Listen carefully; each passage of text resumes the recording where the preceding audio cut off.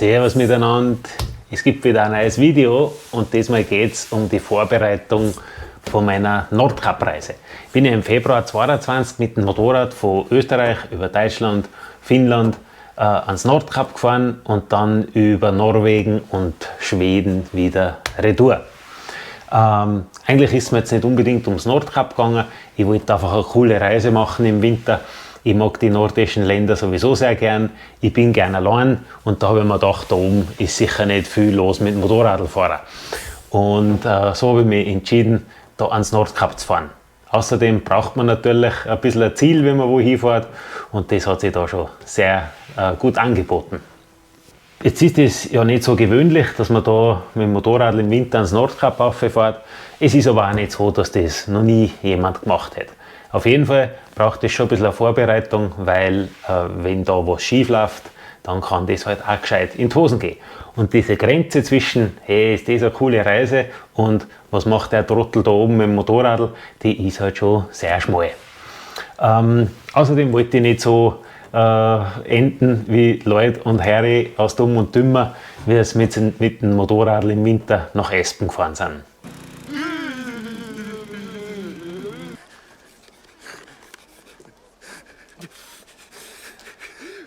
We're there.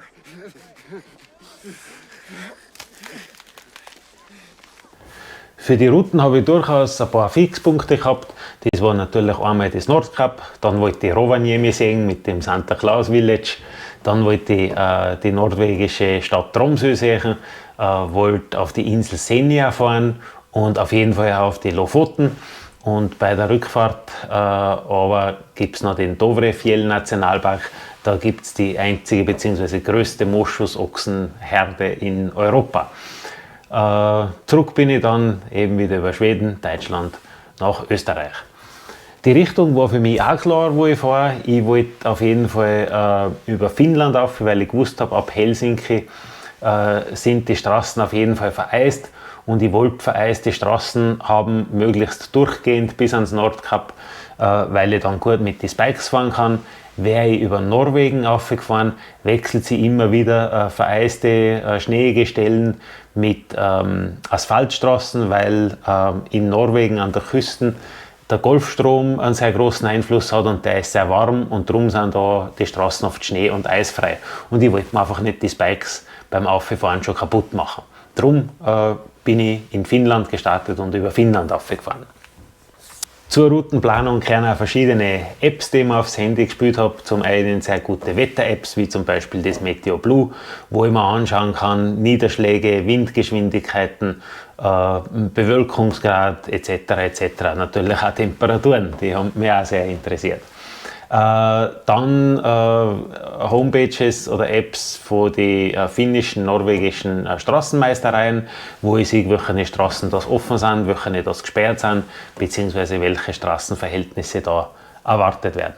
Und nicht fehlen darf natürlich auch eine Nordlicht-Vorhersage-App, weil das wirst du auf keinen Fall verpassen, wenn du da mal die Chance hast, Nordlichter zu sehen.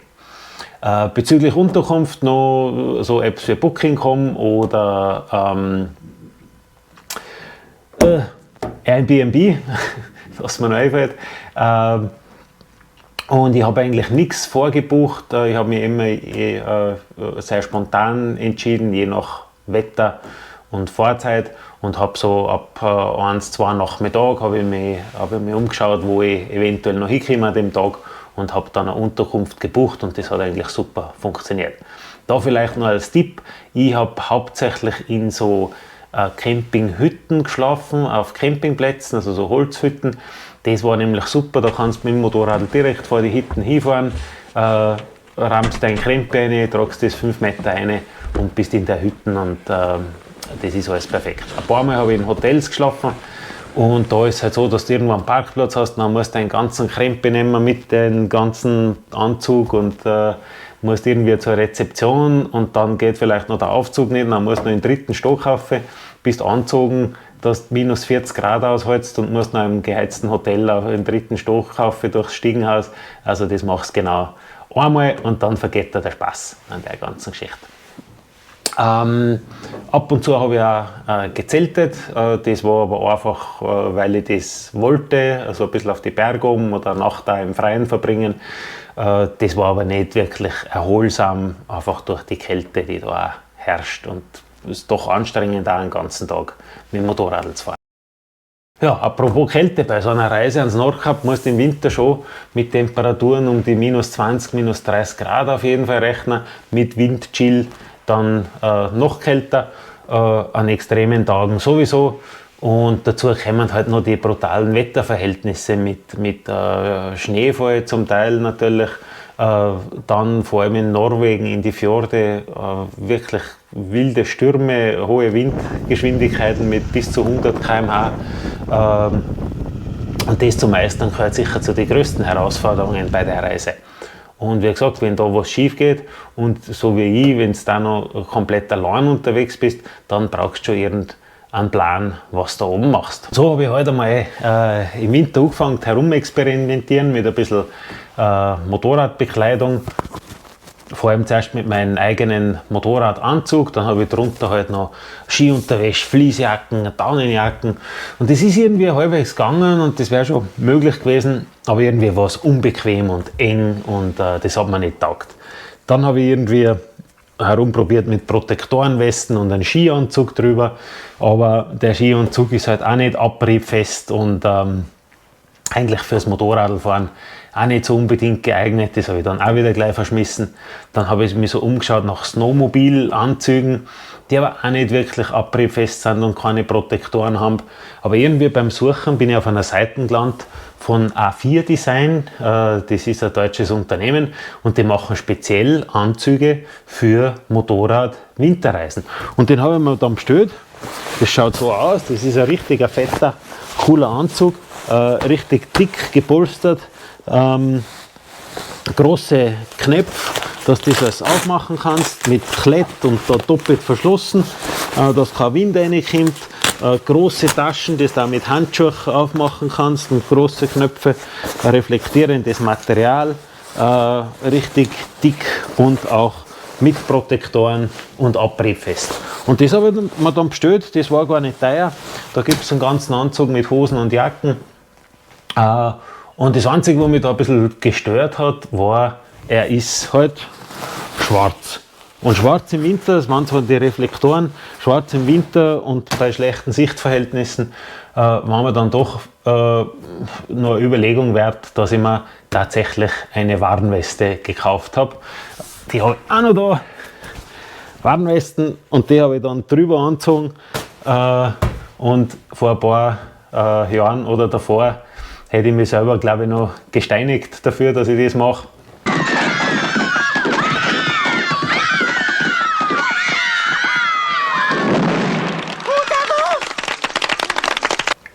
Aber irgendwie war mir dann doch die Sicherheit wichtiger, bei diesen schlechten Wetterverhältnissen auch gesehen zu werden. Zwei Sachen fände ich als unbedingt notwendig, wenn man so eine Reise plant, dass man das hat. Das eine ist ein Heizvisier.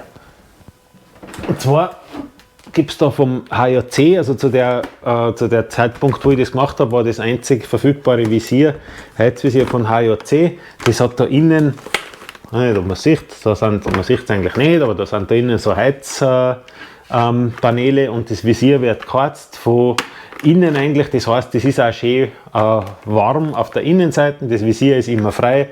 Da wird das Kabel angesteckt, das geht dann aber zum Zigarettenanzünder.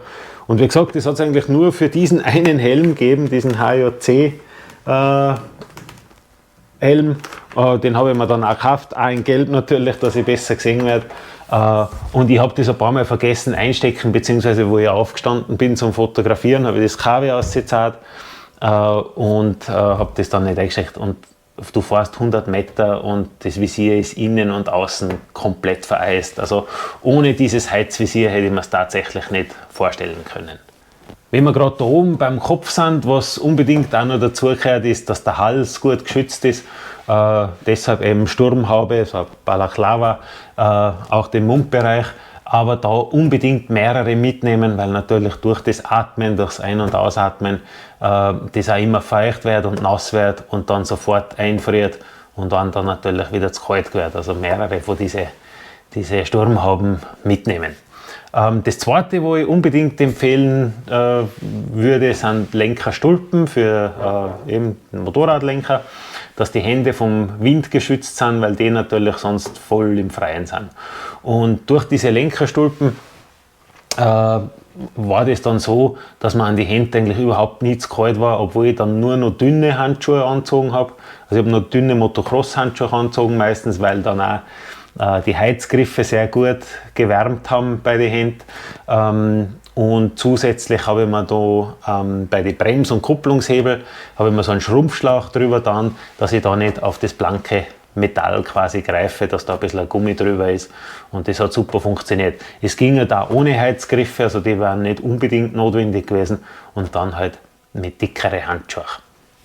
Extrem praktisch sind auch Handschuhe mit so einer Gummilippe, sieht man das da, Gummilippe, dass man sie da mit dieser Gummilippe quasi übers Visier wischen kann, wenn das einmal nass ist, beziehungsweise vom Schnee, von den Schneeflocken halt einmal feucht ist oder dreckig ist, wenn ein Lastwagen voranfährt, dass man das wegwischen kann. Irrsinnig praktisch, ohne dass die Handschuhe da wahnsinnig nass werden. Und Handschuhe auf jeden Fall mehrere mitnehmen, gerade wenn man mit dünnen Handschuhen dann fährt, die Lenkerstulpen, wenn man aussteigt zum Tanken, dass man in dicke Handschuhe rein kann, beziehungsweise auch wenn man mal Handschuhe verliert, dass man ein Ersatzpaar mit hat. Dann kommen wir zu den Schuhen. Auch hier muss die Entscheidung zwischen richtigen Motorradstiefel oder richtig warme Winterschuhe fallen. Ich habe probiert mit meinen Offroad-Stiefeln und 2 Paar Socken und drüber vielleicht noch Neopren da zu fahren, aber mir ist eigentlich relativ schnell zu kalt geworden, auch die Zehen. Mir wird einfach schnell kalt. Und dann habe ich so überlegt, wie hoch ist die Sturzgefahr bzw. die Gefahr einer Verletzung. Du bist auf Schneefahrbahn, du rutscht nur so dahin, du schlagst nicht irgendwo bei den Steinen ein oder wo, wenn dann irgendwo auf einer wachen Schneewand. Also die Gefahr einer Verletzung bei einem Sturz ist mir dann doch, habe ich geringer eingeschätzt, als dass mir zu kalt wird und dass ich da ständig friere. Und darum habe ich mich dann für richtig dicke Winterstiefel entschieden. Und zwar habe ich mir so Winterstiefel von der Firma Sorel geholt. Das war das dickste Fette, wo ich gefunden habe. Die sind auch richtig wasserfest, windfest, haben einen eigenen Alu-Innenschutz. Also die gehen bis minus 40 Grad, sollen die warm sein. Und mir ist auch nicht einmal zu kalt geworden, habe aber schon auch noch manchmal sogar 2 Paar dicke Merino-Socken anzogen. Apropos Merino, sehr gut natürlich, weil ich habe mit möglichst wenig Gepäck reisen wollen, und die Merino-Unterwäsche, die fängt halt nicht so an zum Stinken, und dann brauchst du nur 1 oder 2 Sätze Unterwäsche. Unterhosen habe ich übrigens mehrere mitgehabt. Was noch ganz wichtig ist bei den Schuhen, dass man unten so Grädel oder so kleine Steigeisen oder vielleicht einfach Spikes reinschafft, dass man das noch hat. Was man nämlich unterschätzt ist, wenn man stehen bleibt mit dem Motorrad und man steigt ab, man steht ja auf Eis und dann rutscht man oft weg, schon beim Stehenbleiben, und darum habe ich mir da noch so kleine Steigeisen unten hin montiert. Dann ist natürlich immer wieder die Frage aufgetaucht, fährst du mit Heizweste und Heizhandschuhen und so weiter. Ich habe eigentlich außer am Motorrad die Heizgriffe, wo ich sagen würde, nicht unbedingt notwendig, aber natürlich angenehm. Und am Helm das Heizvisier habe ich nichts Elektronisches gehabt. Eben keine Heizweste, keine Heizhandschuhe, weil ich wollte, auch wenn ich keinen Strom habe, wenn der Akku ausfällt, wenn ich irgendwo stürze und irgendwo neben der Straße liege im 100 km/h Schneesturm, wollte ich überleben können, und wenn die Heizwesten halt nach 3-4 Stunden auf voller Ladung läuft, dann ist der Akku leer und dann ist er kalt. Was machst du nachher? Und darum wollte ich mich so anziehen, dass ich auch diese Situationen ohne einen Strom gut überlebe und dass man da warm ist. Ja, das war so quasi zu der Bekleidung, die ich angehabt habe, und dann ist natürlich noch gegangen ans Umbauen vom Motorrad. Am Motorrad hat es ein paar technische Umbauten gegeben. Als erster habe ich damals Öl gewechselt. Und zwar das Beste, was ich so kriegen habe können, war 5W30. Das geht so für Temperaturen bis minus 30 Grad. Und sollte es in der Nacht wirklich einmal so kalt werden, dass das Öl einfach nur sehr dickflüssig wird, dann habe ich einen Kocher mitgehabt, beziehungsweise hätte unterm Motorrad ein kleines Feuer gemacht, dass sich das Öl ein bisschen vorheizt und dass man den Motor einfach wieder starten kann. Habe ich aber nie gebraucht. Dann habe ich mir die Kühlflüssigkeit angeschaut, ob die noch gut ist. Die ist noch gegangen bis minus 45 Grad, also habe ich da nichts ändern müssen. Bei der Batterie habe ich mich für eine AGM-Batterie entschieden. Die ist am kältebeständigsten von allen Arten von Batterien, die man hat, und hat eigentlich auch die besten Starteigenschaften. Bei der KTM ist die schon original verbaut gewesen und ich habe da eigentlich nichts ändern müssen.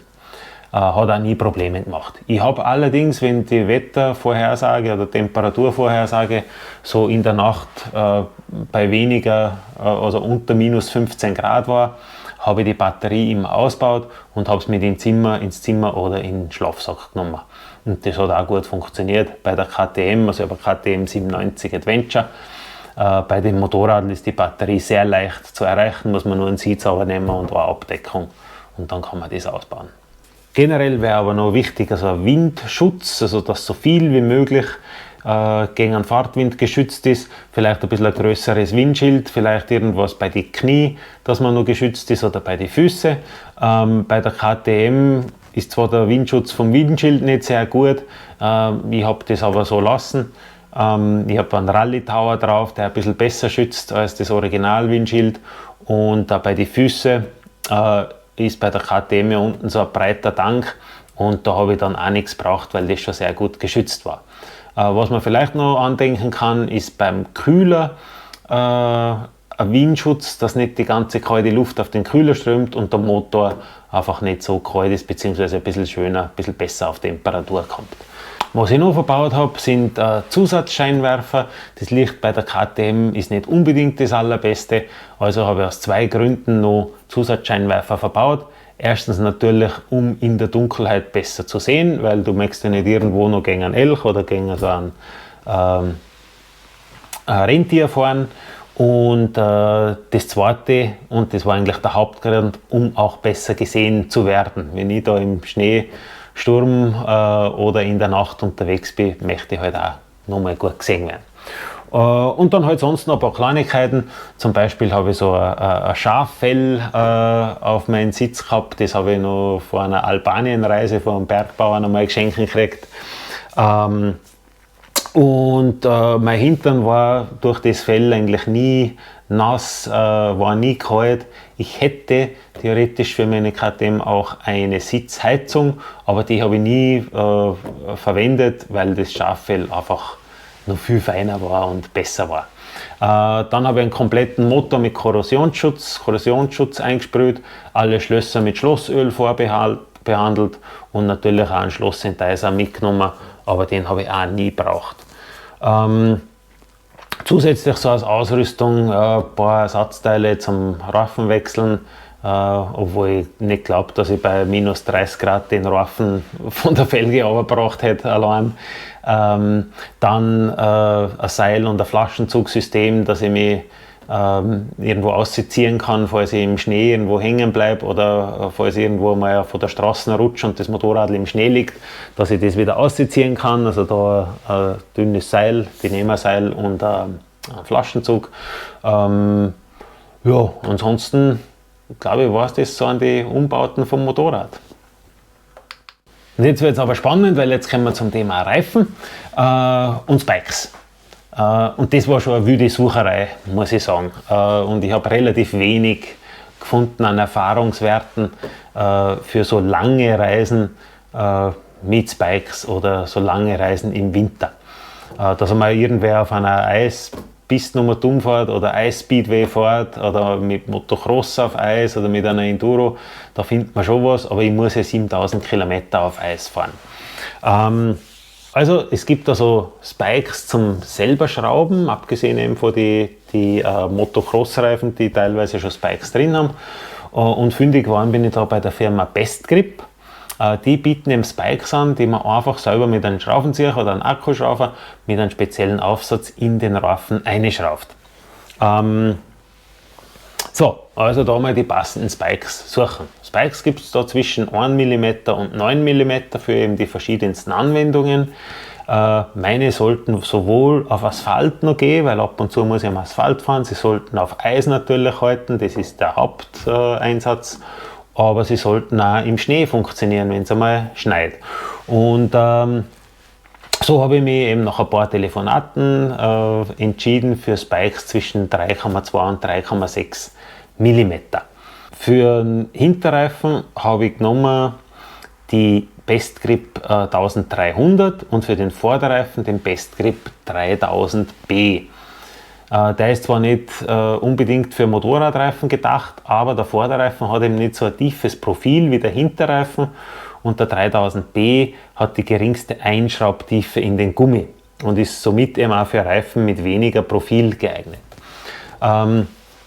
Trotz der geringen Einschraubtiefe habe ich keinen einzigen Spike verloren und ich bin zum Teil auch über 100 km/h gefahren auf die Straßen. Das war überhaupt kein Problem. Pro Reifen habe ich ungefähr 250 Spikes verbaut, also eine Draht, nur dass man da so ein bisschen einen Anhaltspunkt hat. Ich hätte mir auf Schnee noch längere Spikes gewünscht, weil da haben die kurzen Spikes in Wahrheit natürlich überhaupt nichts geholfen.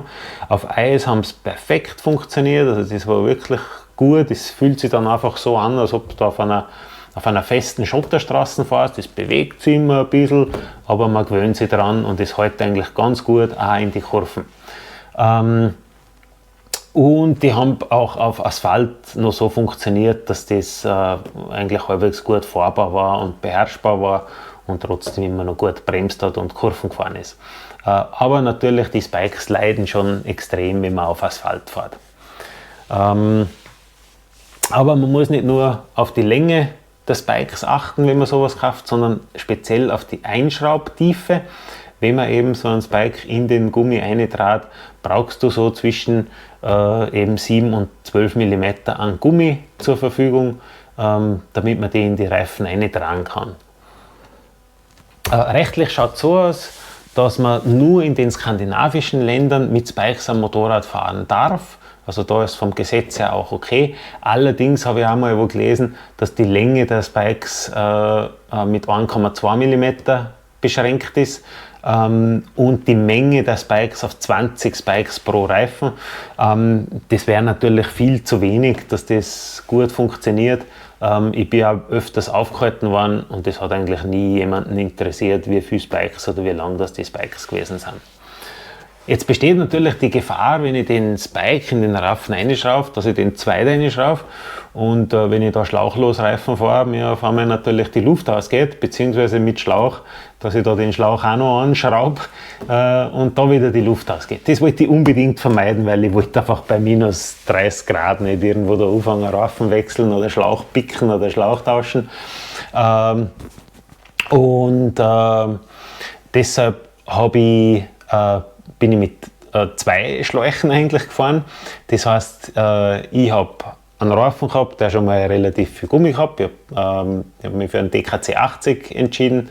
Dann habe ich einen Ultra Heavy Duty Schlauch drinnen gehabt, also einen relativ dicken, und über diesen Ultra Heavy Duty Schlauch noch einen aufgeschnittenen zweiten Schlauch, einfach als Schutzfilm. Und ich wollte einfach voll auf Nummer sicher gehen. Und das hat super funktioniert. Zusätzlich habe ich auch noch einen Reifenhalter montiert gehabt, weil ich nicht gewusst habe, wie weit ich den Luftdruck absenken werde im Schnee, und habe aber schon so zum Teil bis auf 1,2 Bar abgesenkt, und da wollte ich einfach einen Reifenhalter drin haben, dass sich der Reifen eben da nicht durchdrehen kann. Unbedingt notwendig wäre das aber auch nicht, und ich habe die Reifen danach auch noch angeschaut. Es ist keiner der Spikes durchgegangen, aber ich habe schon von anderen gehört, dass das halt passiert ist, und ich wollte das, wie gesagt, einfach vermeiden. Und dann hat man noch ein bisschen eine persönliche Ausrüstung natürlich mit. Und neben der ganz normalen Reiseausrüstung, was du jetzt auf einer Reise so mitnimmst, habe ich noch eine Kälteschutzcreme fürs Gesicht und für die Hände. Dann so Heizpads für die Hände und für die Schuhe, die man so eben einfach, wenn man die öffnet, dass die warm werden einmal für 1-2 Stunden oder für ein paar Stunden. Statt einem normalen Shampoo habe ich, statt normalen Shampoo und Duschgel habe ich Seife mitgenommen, weil die einfach nicht einfrieren kann bei den Temperaturen. Genauso habe ich statt Zahnpasta gibt es also Zahnputztabletten, die habe ich mitgehabt, auch einfach weil es nicht einfrieren, wenn die irgendwo außen oder am Motorrad einfach in der Tasche sind, bei minus 40 Grad, dann friert das ganze Zeug einfach ein. Ich glaube, es wäre bei mir aber nicht unbedingt notwendig gewesen. Zumindest hat sich das nie so kalt angefühlt in der Tasche drin, dass ich geglaubt hätte, dass mir da irgendwas eingefroren wäre. Ja, das war so ungefähr, was die Vorbereitungen betrifft. Ich hoffe, der eine oder andere hat Freude an dem Video, wenn er sowas plant, und es sind ein paar Tipps dabei. Und wie gesagt, ich habe meine Informationen ja auch viel irgendwo zusammensuchen müssen, und vielleicht hilft es dem einen oder anderen, der so eine Reise plant. Auf jeden Fall, auf geht's, viel Spaß dabei und ansonsten schönes Leben.